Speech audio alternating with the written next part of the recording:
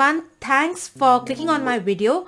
My name is Mercy and this is the Funny Pajamas YouTube channel. Now this video is my March 2022 manga reading log. I got a good deal of manga read this month compared to last month. I did do a lot more reading this month. I was consistent with it.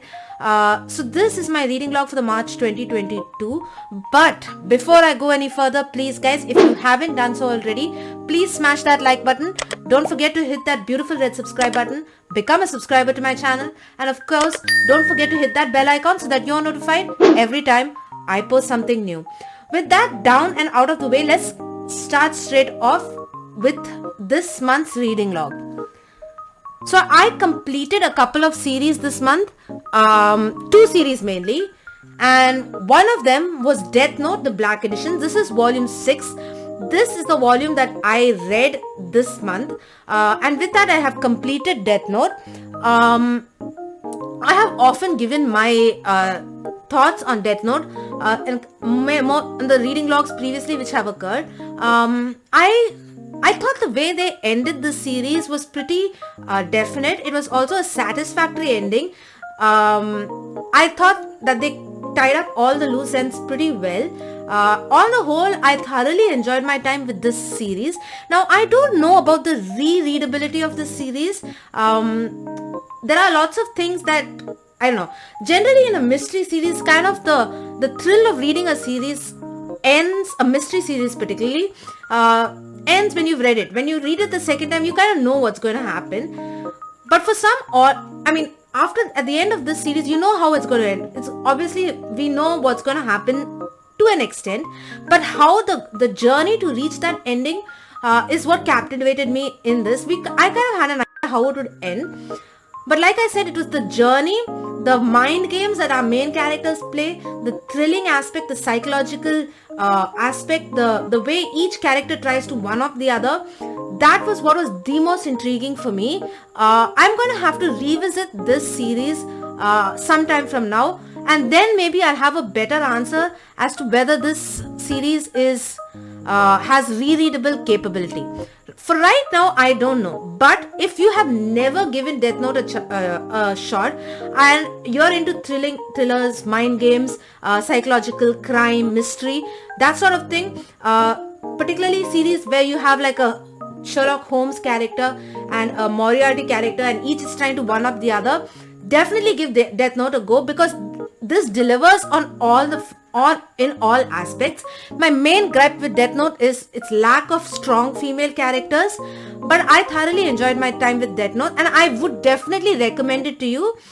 Do give the anime a go also. I dropped the anime halfway through, but now I'd have to revisit the anime, watch the whole thing through, but definitely give Death Note a shot. You won't regret it. The art is amazing. It is pretty text heavy, but I thoroughly enjoyed my time with Death Note. The entire series, give it a shot. You won't regret it.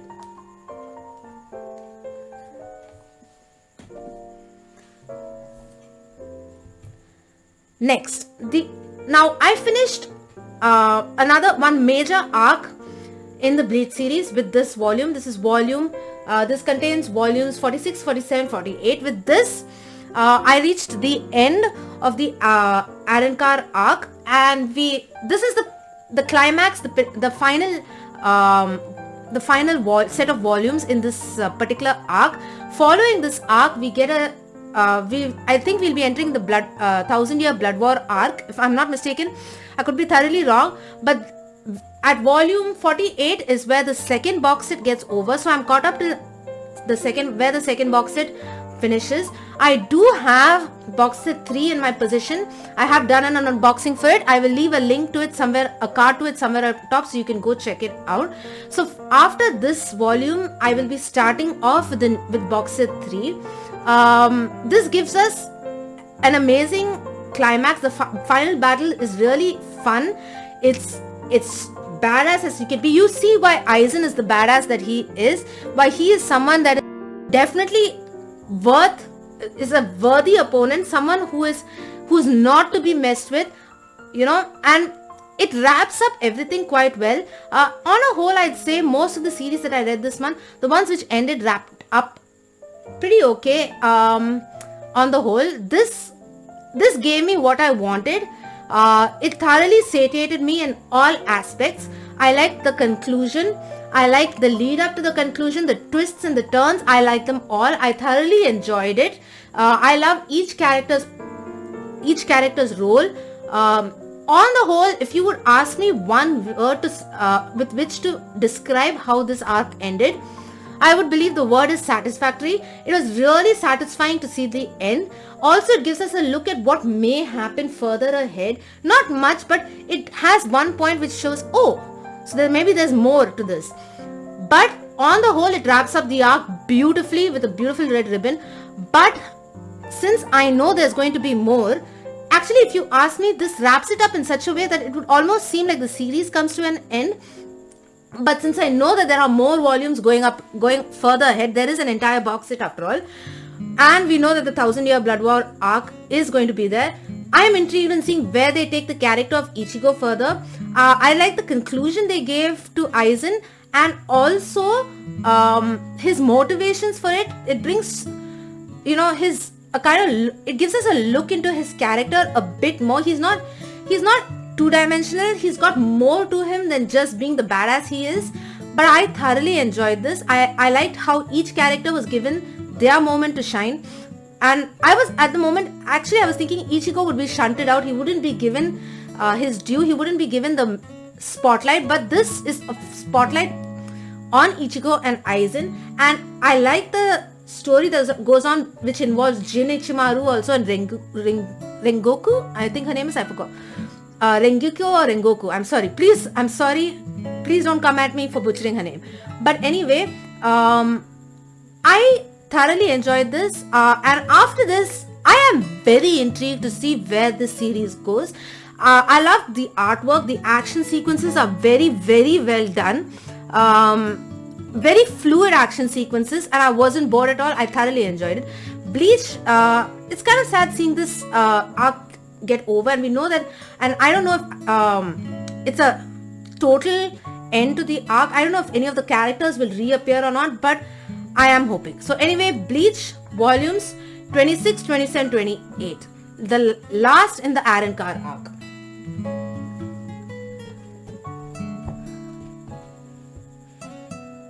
Now, a main chunk of my reading this month was basically Tokyo Ghoul. I finished the entire box set, that's volumes 1 to 14. I didn't want to bring out all 14 volumes, so I just took out volume 1. Now, I have clearly said in my in the previous two reviews, particularly of Bleach and of Death Note, that they gave me satisfactory endings to the series. But the same cannot be said for Tokyo Ghoul. But I guess I kind of understand where it's going, because we know there's a sequel series that's Tokyo Ghoul Re. But if you're looking for a definite ending to this series, it doesn't definitely end at volume 14. It definitely closes up certain things, makes some huge reveals, but it does not tie up all its ends. It leaves up quite a number of loose ends so that can be carried on further, explored in Tokyo Ghoul Re. So if you're looking for a entire contained story in the first 14 Ghoul, that is in Tokyo Ghoul, the original series, you're not going to get that completely at the end of volume 14. It does carry on but I guess it's marketing genius in a way, because after you read that, you're kind of like, oh, now I want to see where Tokyo Ghoul Re goes. I want to see how it progresses. And I do really hope that Tokyo Ghoul Re has a definite ending at least. I hope it doesn't end the way Tokyo Ghoul did. Now, Tokyo Ghoul as an entire series, I gotta say, is pretty darn good. I thoroughly enjoyed my time with this series. I was a little bit hesitant whether I'd like it's pretty gruesome, it's violent, it's bloody, it's gory at times, but I had fun with this, particularly the exploration of what it means to be actually human, what the definition of being human is, what the definition of having a soul is. I thought that was explored pretty well in Tokyo Ghoul. However, you don't get a definite answer, it's left to your interpretation. I met many characters along my journey of Tokyo Ghoul, and some characters I thoroughly enjoyed, some I thoroughly hated. But even those that I had started off hating, towards the end, I kind of think maybe there's more to them. Maybe they are not as bad as they seem. So it was like a seesaw for me. A lot of the times, do I like this character? Do I hate this character?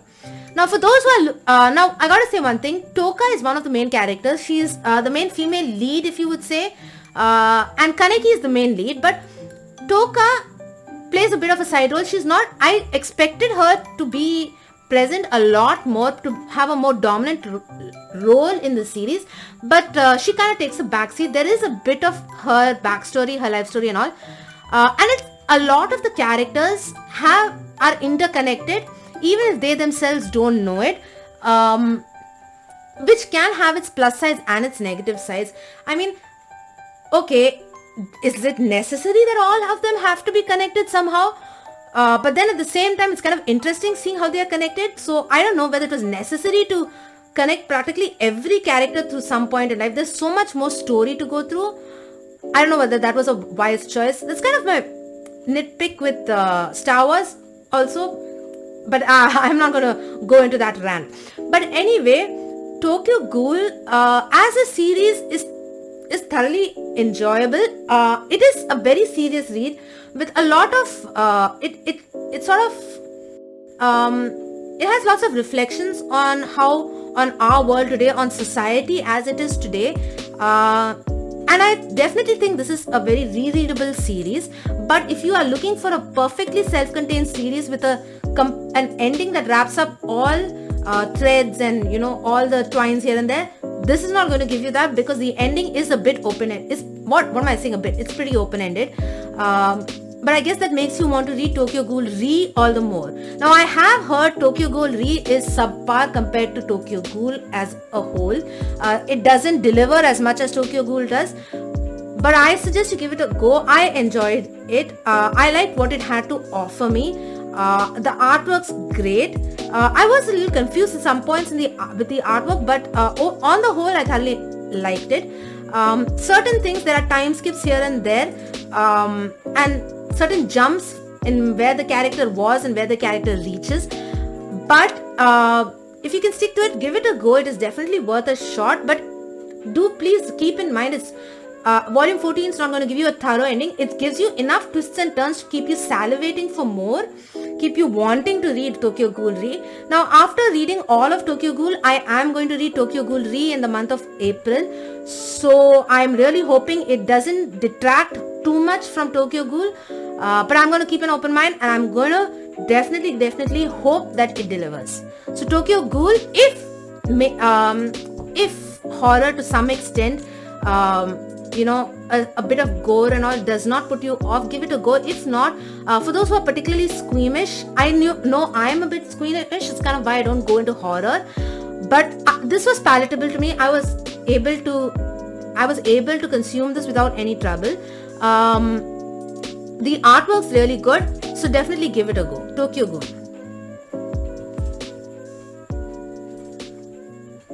Now, another thing I read, I started off Black Clover with volumes 1 and volume 2.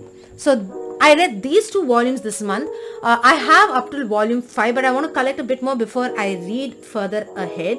I had a basic idea what this was. I watched a few episodes of the anime, but I didn't know how it would go beyond that. I did want to check out the anime before I read the manga, to have a good idea of what I'm getting myself into. Now, this was a recommendation from one of my viewers, and I'm really glad that I gave it a shot. I thoroughly enjoyed what I read at volume 1 and volume 2. We have Asta in a world where magic means everything, where your status in society is totally dictated by your level in magic, by what you're able, the spells you are able to cast, your magic potential. We meet Asta, who's a guy who has absolutely no magical potential. So we meet him, and he wants to become the Wizard King. I think it is the Wizard King. He wants to become the Wizard King, but the question, everyone taunts him, everyone makes fun of him. It's like, how's a guy who can't do any, not even the simplest spell, the simplest thing, how is he ever going to reach his goal? And we've got his brother Yuna. They're both orphans. We've got his brother Yuna, I don't know whether they're blood brothers or not, but at the point where I am, I don't think they're related. They are found together in the steps of the orphanage, so they've grown up together. They're good as brothers. And Yuna he's a prodigy when it comes to magic. He can do just about anything. And the thing is, it kind of gives me a Naruto Sasuke vibe, with Yuna being the Sasuke sort of character, and Asta being the Naruto sort of character, the guy who's always looked down upon, who's always made fun of, while Yuna is the prodigy, the genius and stuff like that. But I don't think Yuna's going to take a dark turn like Sasuke did in the manga. So yeah, there seems to be healthy competition between the two. Yuna acknowledges Asta. He appreciates him for what he is able to do, for his determination, for his willpower. So that where I am right now, the two of them end up taking the Knights exam and end up getting selected for Knights in different squads. Yuna gets selected in the most prestigious squad. Asa ends up with, the worst squad, the squad with the worst reputation. So I did like the squad that Asa was put in. They are thoroughly hilarious. You get introduced to all the members of that team, of the member of that night squad, and each of them is entertaining in their own way. I love the guy who's in charge of them. I believe his name is Yami. He's a thoroughly entertaining character, but all of them are good. So yeah, Black Clover, it's very much got all the tropes of a shonen. But if you like stuff like that, if you like Naruto, if you like Dragon Ball Z, you are going to love Black Clover, because it's going to be right up your alley. I thoroughly enjoyed my time with it, and I definitely want to collect more and read more.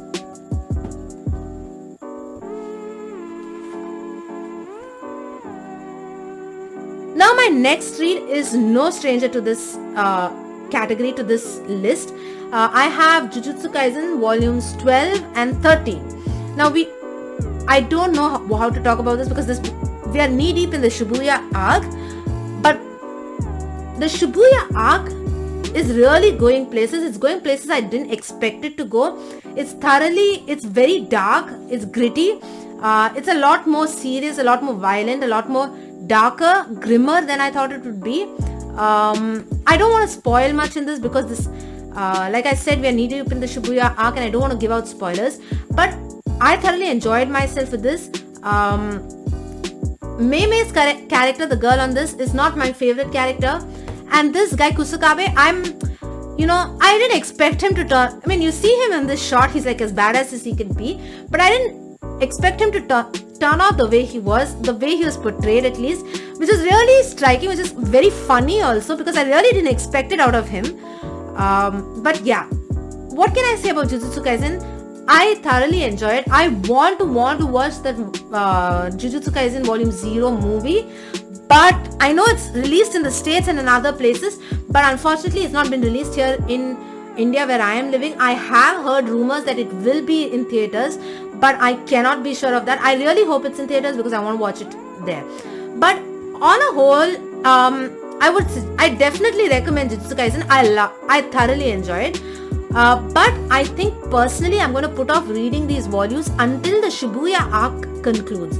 Then I want to read through the entire Shibuya arc in one go. So maybe I will be collecting it actively, but I will be putting a hold on reading Jujutsu Kaisen, because I really want the Shibuya arc to end, and then I want to just binge through that whole arc.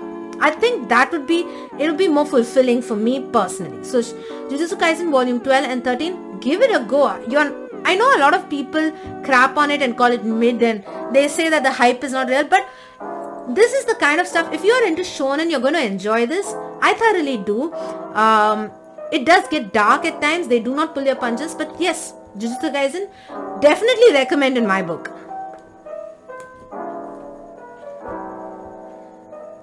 And next in my reading log, I have Eden Zero Volume 14. Now, I read these volumes as and when I get them. I thoroughly enjoyed Eden Zero. It's a mixture of fairy tale and space, but it's also beginning to get a feel of One Piece at the same time. Yeah, but I thoroughly enjoyed Eden Zero. Now, this is where in the Foresta arc, and we're currently going through that. It's like basically this follows after Ziggy turns evil, and we have our heroes land on this planet which is being ruled by robots, and they come across some interesting characters. Now there are two factions here. We've got the robots and we've got another mysterious faction, and they're introducing us to a new set of villains as such. And we also get a bit of Elsie and we get a bit of Justice. Now if you ask me, Justice and Elsie are just Jalal and Urza knockoffs. I mean, they're pretty much like it. Even Elsie's power seems to be a bit like Urza's power. But hey, I'm not complaining. I like Fairy Tail personally. But I do believe Eden Zero is just a tad bit better. I think it's better done. I think Mashima learned what mistakes he made with Fairy Tail, and and used what worked, the characters and the items that worked in Fairy Tail. He just refined them and he learned. And that's kind of the best way to go about anything. You take what you've learned, you refine it, you make it better, you learn from your mistakes, because that's the important thing. So Eden Zero, I thoroughly suggest, if you like Fairy Tail. Now I haven't read Rave Master because I really want to read Rave Master, but I know those volumes are really hard to find, so I'm going to put off Rave Master for some time. But if you like Fairy Tail, give this a go, because this is everything that Fairy Tail is, only a bit better. And it's got a bit of One Piece in it, also kind of a feel of One Piece, so I definitely suggest you give it a go.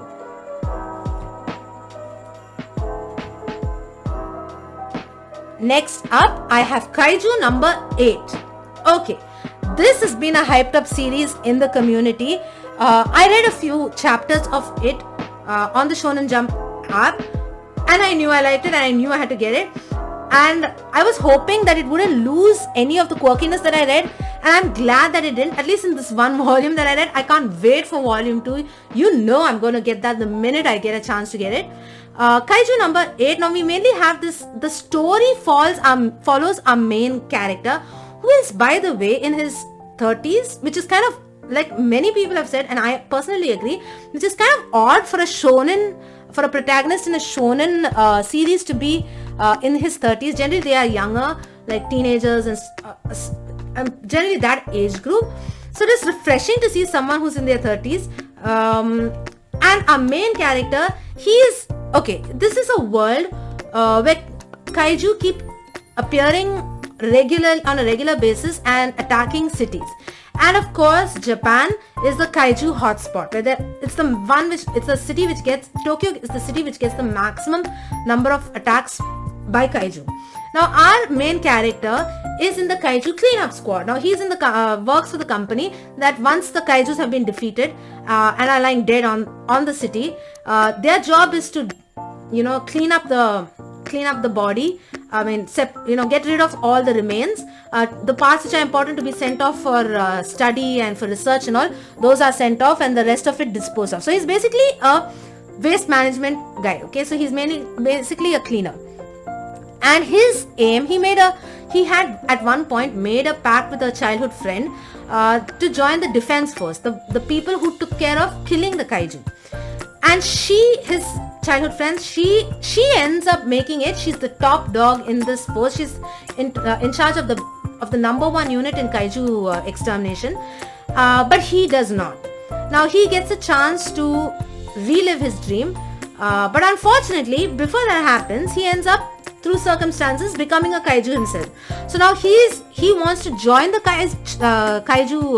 the anti-kaiju defense force, and at the same time he needs to hide the fact that he's a kaiju, because then they're going to come after him. So this is basically how it goes. It ends on a bit of a cliffhanger. I thoroughly enjoyed the characters they introduced. I like the guy who comes as his best friend. I like this girl called Shinomiya. At first I wasn't sure whether I like her or not. I was like, oh, she's so bratty. But once you get a look at her backstory and an idea of why she is the way she is, I thoroughly enjoyed her. So yeah, Kaiju number 8. The hype on this one, I was a little scared, honestly. Would this live up to the hype that I heard, or would it disappoint? But I gotta say, it did not disappoint.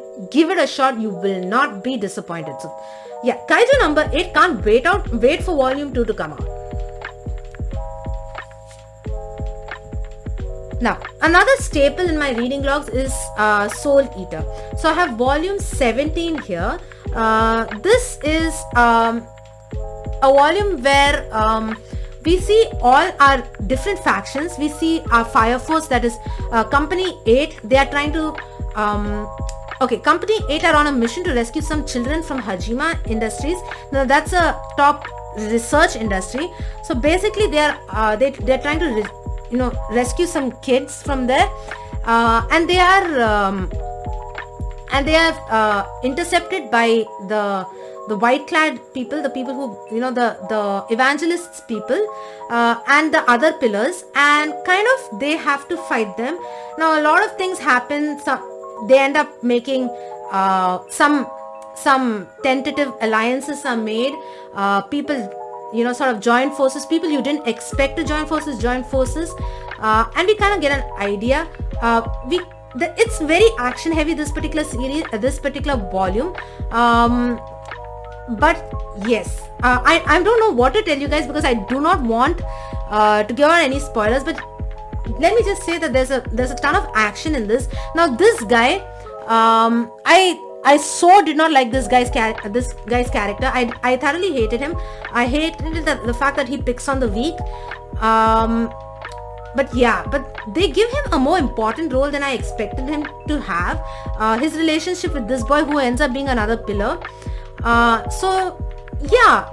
It's like you see characters that complement each other well, despite the fact that they're total opposites of each other.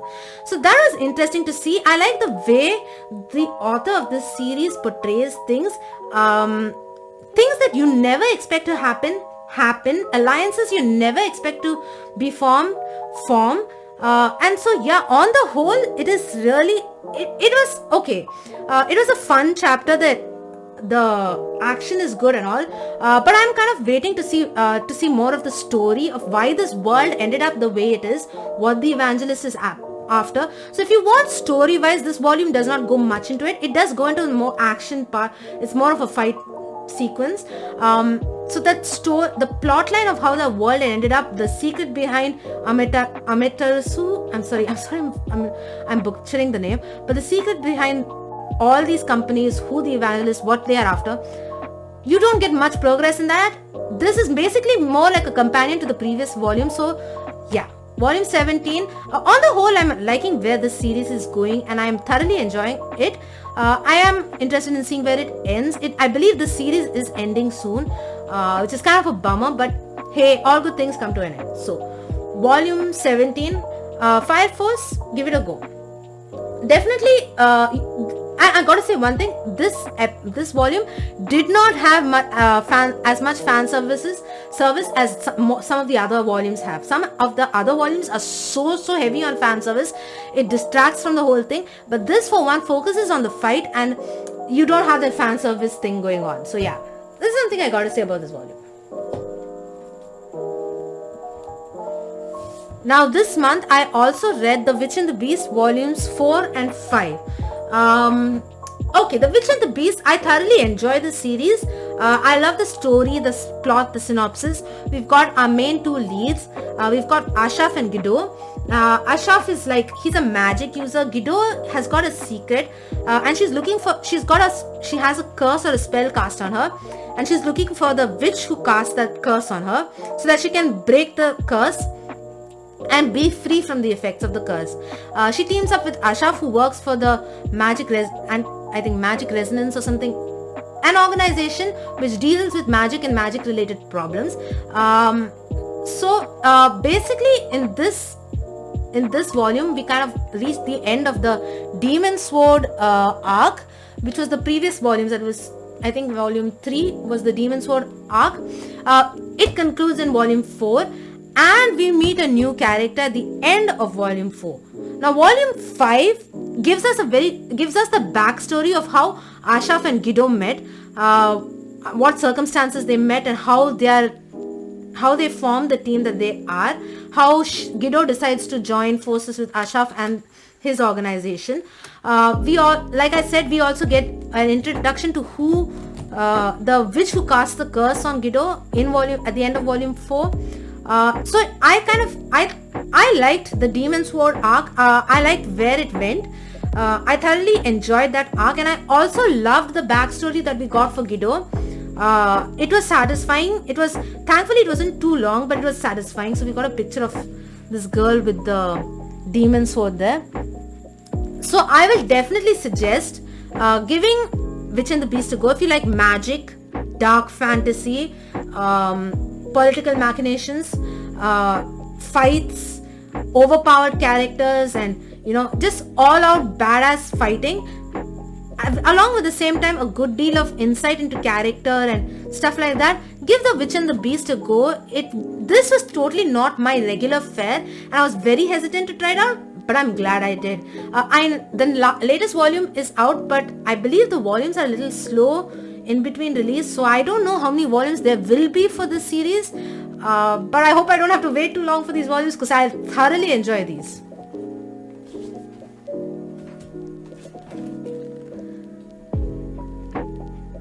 And the last item I read this month was Vinland Saga Book 4.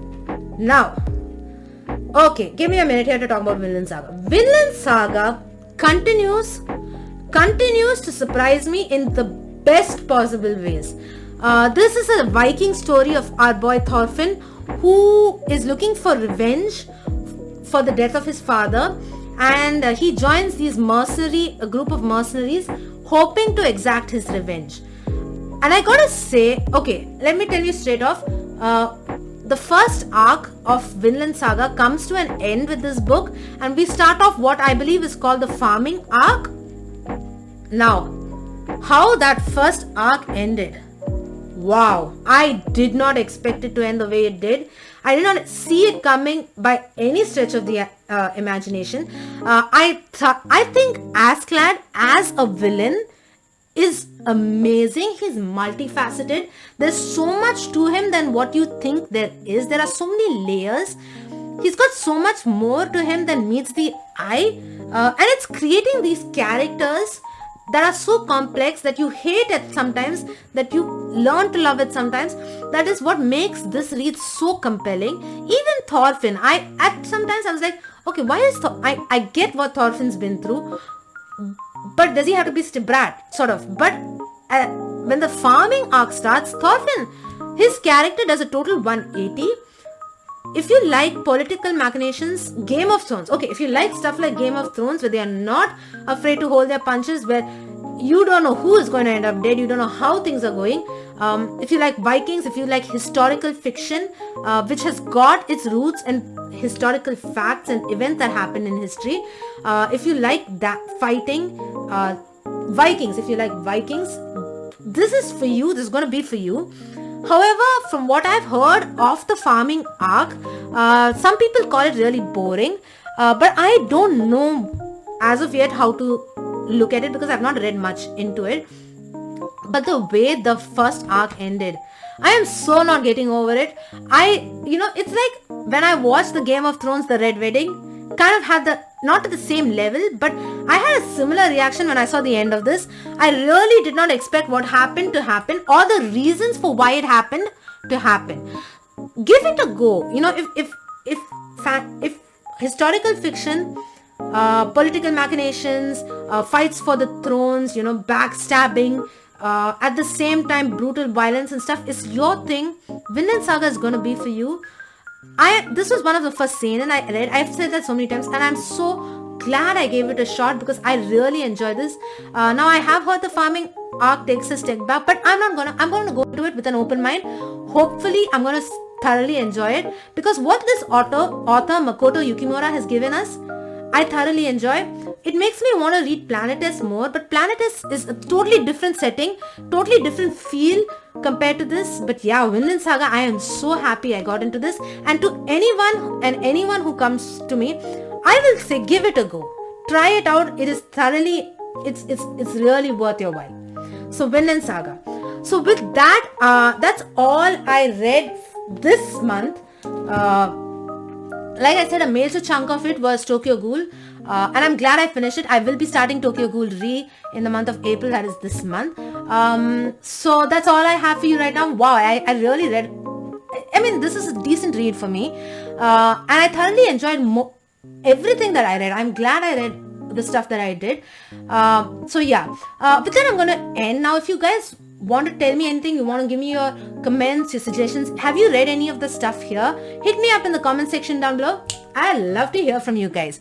And also, you can hit me on my social media handles. They're all up currently on the screen. So do check me out. They're also linked in the description down below. So don't forget to hit me up there. If that's not your kind of thing, if you want to hit me by email, my email is also currently up on the screen right now, simply on mercy@funny-pajamas.com. Pajamas with a Y. So hit me up there. It makes my day to hear from you guys. I love doing these reading logs. It's satisfying to see the quantity of stuff I've read and the quality of stuff that I've read. Last month was a bit of a downer for me because I didn't read as much as I wanted to, but I'm pretty satisfied with this month. Now this month I am going to try out the 30 and 30 challenge that is put up by Shay Geeksoft. Shay Geeksoft's amazing booktuber and manga tuber. Do check her out. So I am going to try that out this month. It's my first time trying something like this out. So yeah, I've got so much to look forward to. Can't wait. That's all for me. I'm going to sign out right now. This is Mercy signing out. Bye. Have a good one, everyone.